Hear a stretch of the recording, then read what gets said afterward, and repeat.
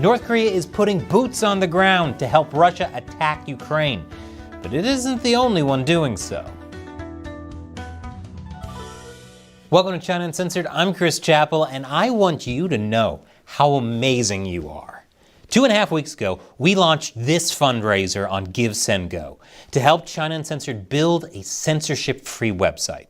And not only did you guys blast us past our goal, but you got us past our second goal, so we could start building iPhone and Android apps as well. We should be ready to launch the website part in just a few weeks. We'll be giving you exclusive episodes, special live streams, and a members-only chat. And we've now raised our GiveSendGo donation goal again. We thought carefully about what we could do if we had more money, more episodes, better in-depth reporting, bribing our way to an interview with Xi Jinping. And then we decided, no. The number one most important thing we could do is buy a Cybertruck and tour around the country. So yeah, we raised our goal. But no matter what, if you contribute $15 or more by October 31st, we'll give you your first month's premium website subscription for free, and lots of other cool rewards too. So click the GiveSendGo link below and help us make China Uncensored even awesomer.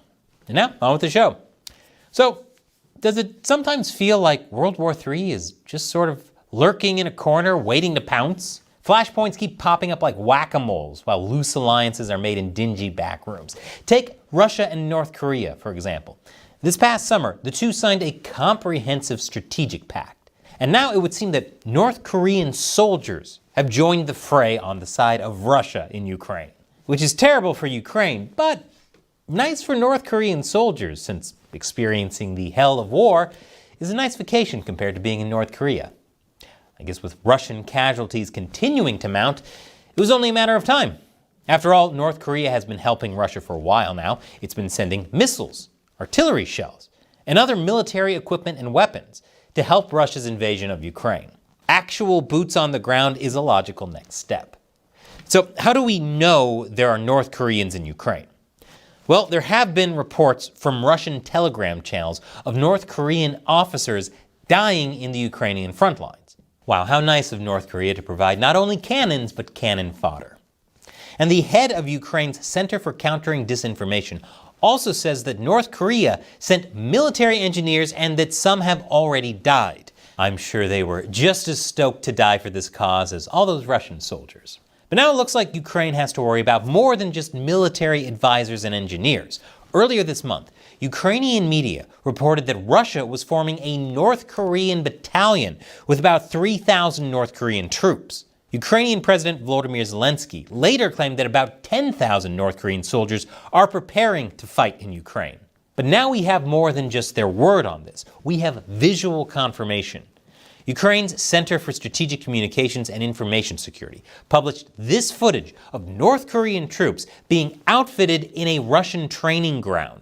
Russia went from bread lines to soon-to-be dead lines. Can't say that's an improvement.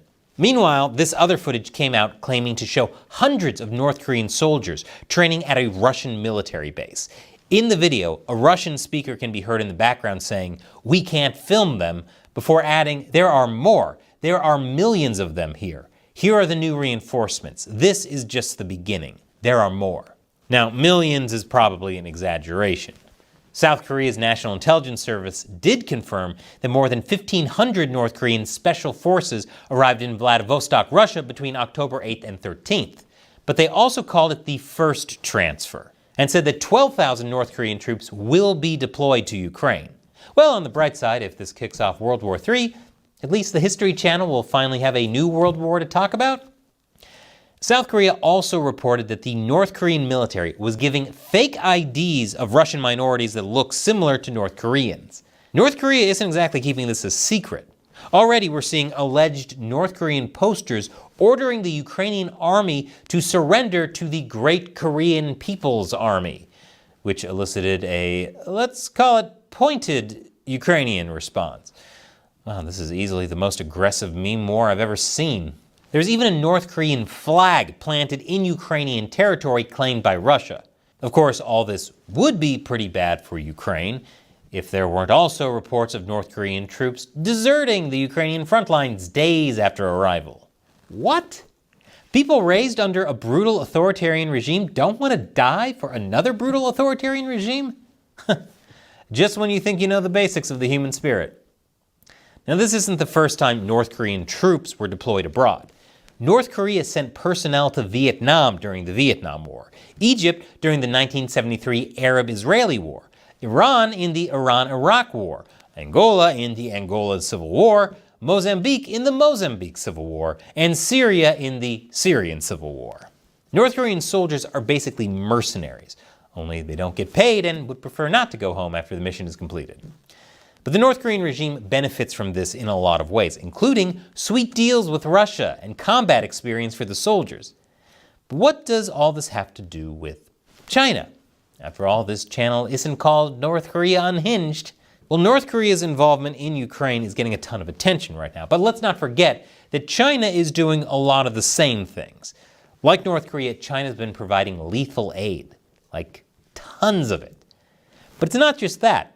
China's also been allowing Chinese mercenaries to fight for Russia. Of course, China doesn't officially endorse sending soldiers to fight against Ukraine. Those fighting are volunteering, operating as foreign mercenaries on their own volition. After all, Chinese people have so much freedom. There are tons of videos of Chinese men working with Russians and showing their support for them. Many are quite open about their activities on social media, especially when it comes to complaining about military life. 同志们好！同志们好！同志们辛苦了！同志们辛苦了！首战用我！首战用我！用我必胜！用我必胜！我现在请求广大网友，也请求广大的中国朋友们帮助我联系中国外交部。我现在需要解除合同，我要回国休养。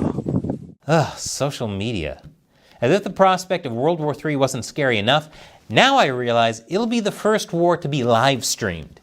Dying in battle is way less noble when there are hearts and thumbs up emojis all over the screen.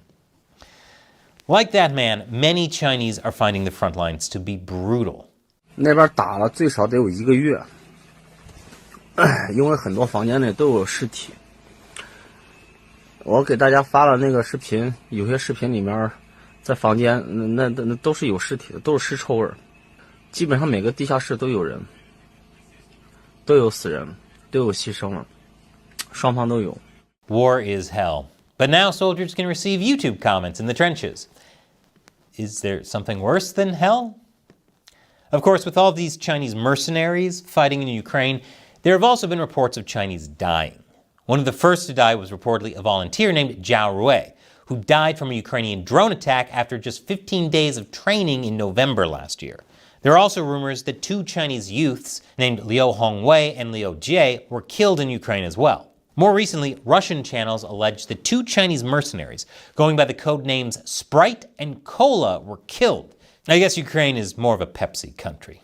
And once again, thank you to all of you who are helping make the new censorship-free China Uncensored premium website a reality.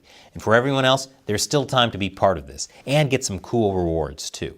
Click below to visit givesendgo.com/China Uncensored, pledge your support, and leave a comment for me to read about what you hope to see on the new site. And before YouTube's algorithm sends you off to some random video, in my ongoing attempt to hide controversial topics in gaming content, one of the things that makes America great is our spirit of self-sufficiency. And nowhere can that be better seen than in the new Sonic X Shadow Generations. Click here to check it out and let me know what you think. Once again, I'm Chris Chappell. See you next time.